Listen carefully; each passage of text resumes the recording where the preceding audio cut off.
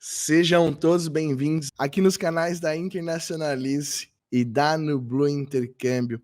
Se você está pensando em internacionalizar suas experiências, sua carreira e suas oportunidades, se você quer agora, em 2024, desbravar fronteiras e construir histórias, você está no lugar correto.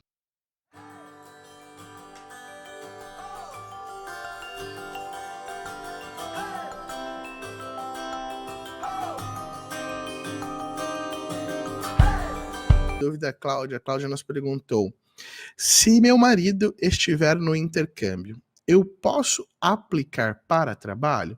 Depende, Cláudia, porque a gente precisa entender primeiro em qual país você está estudando e o que você está estudando, tá bom? Eu tenho dito já com alguma frequência, e agora a gente precisa reforçar isso cada vez mais, que a oportunidade de intercâmbio e principalmente de trabalho para os acompanhantes durante o intercâmbio serão cada vez mais restritas, né? Nos Estados Unidos essa não é uma possibilidade, né? O F2 não pode trabalhar, já nunca pôde, né? No Canadá, até semana retrasada, até começo do mês, podia, agora não poderá mais, a não ser que você cumpra alguns critérios ali, mas basicamente a resposta é não, porque você deveria ter um companheiro que estivesse estudando no mínimo ali um master degree, tá bom? Então hoje restam pouquíssimos destinos onde os acompanhantes podem trabalhar. E um deles, Cláudia, é a Austrália, tá bom? A Austrália é um destino onde você ainda pode solicitar seu visto de estudos para estudar, por exemplo, inglês, e o acompanhante tem direito de trabalhar também, tá bom? Então, acelerem as suas jornadas de internacionalização de experiência, carreira e oportunidades, principalmente se os seus primeiros passos consistem em começar estudando no país e você ainda não está com fluência de inglês e nível acadêmico suficiente para fazer mestrado, tá bom? A tendência é que cada vez mais os países diminuam essa possibilidade na intenção mesmo de frear os processos de imigração, iniciando por estudos para famílias, tá bom? No Canadá nada mudou para quando você está indo sozinho, a não ser a quantidade de visto, a limitação ali quantitativa. O estudante ainda pode trabalhar, dependendo do curso que ele estiver fazendo, mas a gente vê um movimento global nesse momento de desinteresse nos pleitos de famílias que começam com visto de estudante.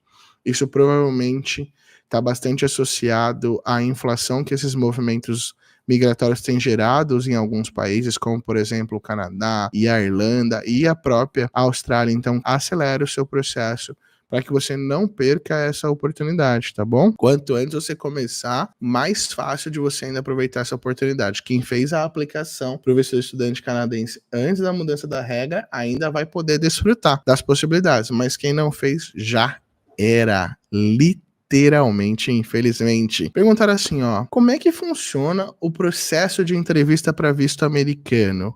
Tem alguma dica para se sair bem? Excelente pergunta, meu amigo. Se a gente for, pessoal, hoje pensar no processo de entrevista de visto americano, é algo que assusta bastante, não é verdade? Assusta bastante, é um dos poucos vistos onde nós requisitamos e tem essa etapa de entrevista, né? Outros destinos a gente apresenta documentos, apresenta uma carta, né? Mas o americano, ele gosta de olhar no olho para saber se você está dizendo a verdade. É muito mais fácil descobrir se você está dizendo a verdade ou não, te olhando no olho ali, do que avaliando os seus documentos. E aí, a primeira coisa que eu prego, né, depois de ter auxiliado aí mais de 5.000 pessoas a solicitar seus vistos, é que a entrevista precisa ser uma conversa, tá bom? E não um interrogatório. Pode parecer que você está em um interrogatório, o agente consular vai tentar forçar a barra para você se sentir pressionado, mas você precisa estar relaxado para conversar com o agente consular. Isso significa que não se deve dar respostas na lata.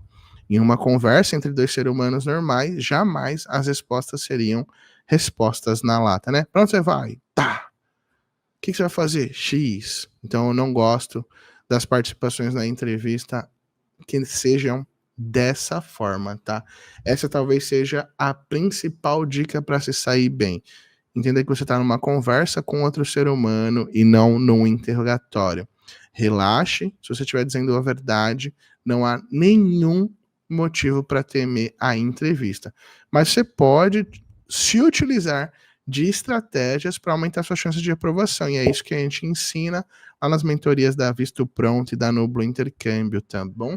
E também no American Express, para você que já está com seu processo solicitado aí, falta só a entrevista, saiba que você pode treinar para essa entrevista com o nosso American Express.